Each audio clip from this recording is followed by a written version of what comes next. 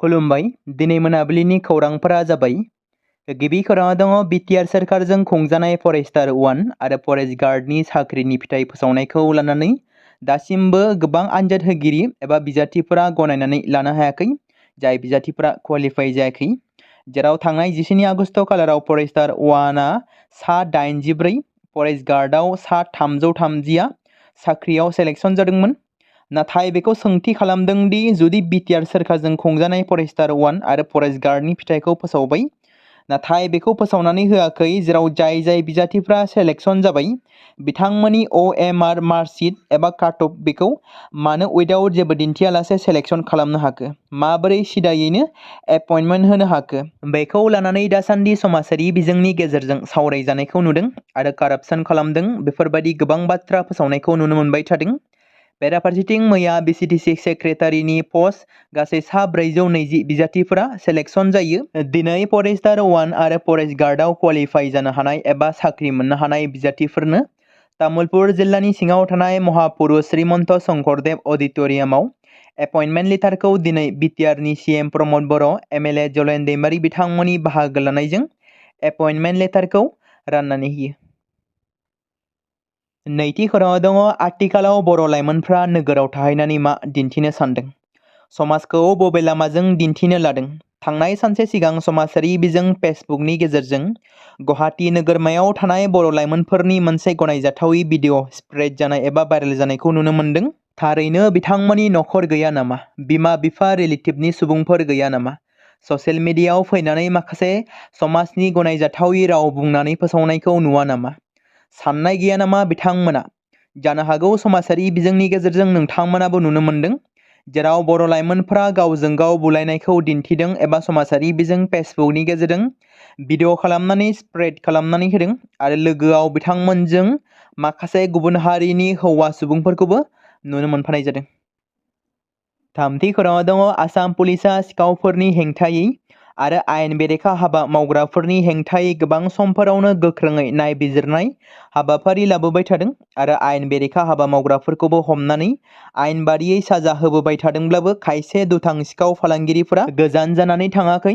बेबायदिनो गुवाहाटी चान्दामारि पुलिस थानानि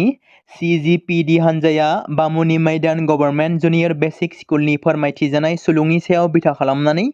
सिखाव फालांगिरिजों लोगोसे गोबां खावनाय मुवा बेसादफोरखौ जब्द खालामनो हानायाव जाफुंसार जानो हादों खावनाय जाथाया जादोंमोन थांनाय 11 आरो 12 आगस्ट खालाराव गोबां जायगानिफ्राय खावनाय जादोंमोन सिखावा बेराफारसेथिं पुलिसआ गुबै सन्देह गोनां एबा दायनिगिरि चान्दामारिनि 2 नं हाफिज नगरनि जमिर आली 27 बोसोर बैसोनि सुबुंखौ एरेस्ट खालामनायजों लोगोसे बेनिफ्राय बोखांनो हादों 07 डिएसेम्बल सिलिं फेन 01 सिलिं फेन गेस स्टप आरो माखासे बेसादफोरखौबो बोखांनो हादोंमोन ब्रैथि खौराङाव दङ BTC बिसायख'थिनि दासान्दि बारदोंसै BTCआव दुंहाव बार चिरां जिल्लायाव UPPL दोलोनि बिसायख'थि फोसावथाय जालाङो मैया जेराव काजलगावनिफ्राय चालजरासिम बिसायख'थि फोसावदिंनायनि गेजेरजों मोनसे गोलाव हान्जा सुरनाय हाबाफारिबो बानजायो लामा सुरनाय हाबाफारियाव बाहागो लादोंमोन बिटिआरनि गाहाय मावफुं सोद्रोमा प्रमद बर' बिथांजों लोगोसे खमैबो सा 20,000 दोलोनि मददगिरिफोरखौ बाहागो लानानै लामा हान्जा सुरनाय हाबाफारिखौ खालामनायखौ नुनो मोननाय जादों इउक्रेननि हादोरगिरि जेलेन्स्की आरो रासियानि हादोरगिरि व्लादिमिर पुतिननि गेजेराव थोंजों सावरायनायनि लाहार-फाहार सोलिगासिनो दं बे बाथ्राखौ आमेरिकानि हादोरगिरि डनाल्ड ट्राम्पआ समबाराव फोसावदोंमोन आमेरिकानि हादोरगिरिया मोननै हादोरनि गेजेराव 4 बोसोरसो गोलाव दावहाखौ फोजोबनायनि फारसे आवगायगासिनो दं डनाल्ड ट्राम्पआ बेखौ मोनसे जोबोद मोजां गिबि आगान महरै बाख्नायदोंमोन दि इउरपनि दैदेनगिरिफोर नाट'नि मावख'गिरिफोर आरो इउक्रेननि हादोरगिरिजों लोगोसे व्हाइट हाउसआव मोनसे गोजौ थाखोनि सावरायनायनि उनाव ट्राम्पआ बुंदोंमोन दि आं मानगोनां आलासिफोरजों मोनसे मेलाव लोगो हमदोंमोन आरो बाहागो लागिरिफोरनि गेजेराव फ्रान्सनि हादोरगिरि इमानुएल मेक्रन इटालीनि गाहाय मन्थ्रि जर्जिया मेल'नी ब्रिटिश गाहाय मन्थ्रि कीर स्टारमार फिनिश हादोरगिरि Alexander Stubb German chancellor Friedrich जर्ज बिथांमोननि बाहागो लानायजों बे सावरायनाया इउक्रेननि थाखाय रैखाथिखौ रोखा खालामनायनि गोनांथिनि सायाव गोसो होदोंमोन इउरपनि हादोरफ्रा बे आयदायाव वाशिंटनजों गोरोबलायगोन आरो रासियारि इउक्रेननि थाखाय गोजोन फैगोन दिनै टीम इन्डियाया एशिया काप 2025 नि थाखाय सायख'जानाय सोद्रोमाफोरनि मुंखौ फोसावगोन BCI नि सायख' आफादा दिनै फोसावगोन। मोनसे जुथुमनि गेजेरजों फोसावनाय जागोन। बे खौरां मेलाव टीम इन्डियानि सोद्रोमाफोरखौ मुंखौ फोसावनाय जागोन, जेराव भारतआ 2025 मायथाइनि एशिया कापनि सामलायनायनि थाखाय बिबान गोनां। बे टुर्नामेन्ट जाय 9 सेप्तेम्बर खालारनिफ्राय जागायगोन, दुबाइआव खुंजागोन। एशिया कापआव 8निबो बांसिन हादोरफ्रा बाहागो लागोन। 2023 मायथाइनि एशिया कापआव भारतआ श्रीलंकाखौ 10 उइकेटजों फेजेनदोंमोन। हौवाफोरनि हानजाल' नङा, दिनै भारतारि आइजो क्रिकेट टीमनि सोद्रोमाफोरनि मुंखौबो फोसावनाय जागोन। सायख'जानाय आइजो हानजाया अस्ट्रेलियानि हेंथायै सानसेयारि सिरिजजों लोगोसे फैबाय थानाय आइजो बुहुमनां कापआव बाहागो लागोन। रायजोनि माखासे ट'ल गेटफोराव गाज्रि आखु दिन्थिनायफोरा दिनैनि समाव गोदान बाथ्रा नङा। मेरठआव 19 आगस्ट खालाराव जानाय मोनसे जाथाया दा गासै हादोरनि थाखायनो नोजोर बोनो गोनां जादों। 19 आगस्ट खालि हायुङारि राजालामा 709 नि मेरठ कर्नाल ट'ल गेटनि सासे ट'ल गेटनि मावख'गिरिया मोनसे फिसा बाथ्राखौ लानानै सासे रौनियाखौ गाग्लोबदोंमोन आरो बे गाग्लोबनाया ओरैबायदि गिख्रंथावनामोन दि जेराव बेनि फिथाइ महरै रौनियानि जिउ खहाबो जादोंमोन। रौनिया थैनायनि उनाव गोबां सुबुंफोरानो हेंथा होनो थाखाय हायुङारि राजालामाखौ होथेफैदोंमोन। जाथायनि नायबिजिरनायनि उनाव नेशनेल हाइवे अथ'रिटिआ बावैसो ट'ल गेटखौ सामलायग्रा कम्पानिखौ 20 लाख रांनि जुरिमाना फोनांदों। मख'नो गोनांबावदि राहा लादों दि बिसोरो इयुननि जायखिजाया बिखान्थियाव बाहागो लाया एबा बेबादि खामानि मावा। मेरठनि गागि पुलिस मावख'गिरिया खौरां बिजोंनि सिगाङाव बुंदोंमोन दि बिसोरो जाथायजों सोमोन्दो थानाय ट'ल गेटनि सा 6 मावफारियाफोरखौ सिगांनिफ्रायनो खाबाय। बिजिरगिरि अक्षयनी कुमार आरो बिजिरगिरि अरुणदेव चौधुरीनि डिवीजन बेन्चआ रायजोनि गासैबो थिखानाय हाग्रा ओनसोलफोरखौ रैखाथि होनो आरो गोदान दखल खालामनायखौ होबथानो थाखाय सीमाफोराव चेक गेट गायसननो बिथोन होदों। बिजिरसालिनि बिथोन बायदिब्ला हा दखल खालामग्राफोरनि बेरेखायै दाय गोनां गसर थिसननाय जागोन आरो जुदि आयेन बेरेखा दखल खालामनायनि गनायथि होनायाव माबाफोर सांग्रांथि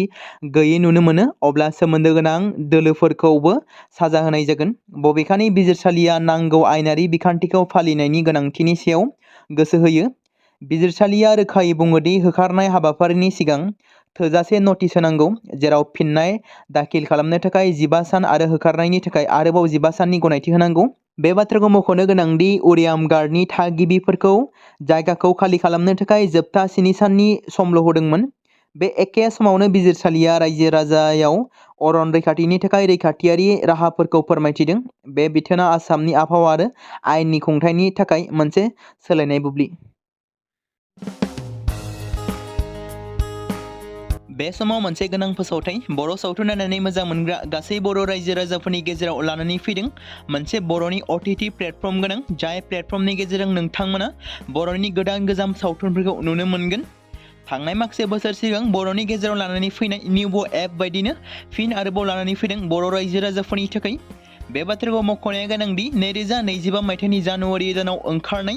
आंगो स्ट्रिम मुंनि मोनसे OTT प्लेटफर्म गोनां निउबो एपनि गेजेरजों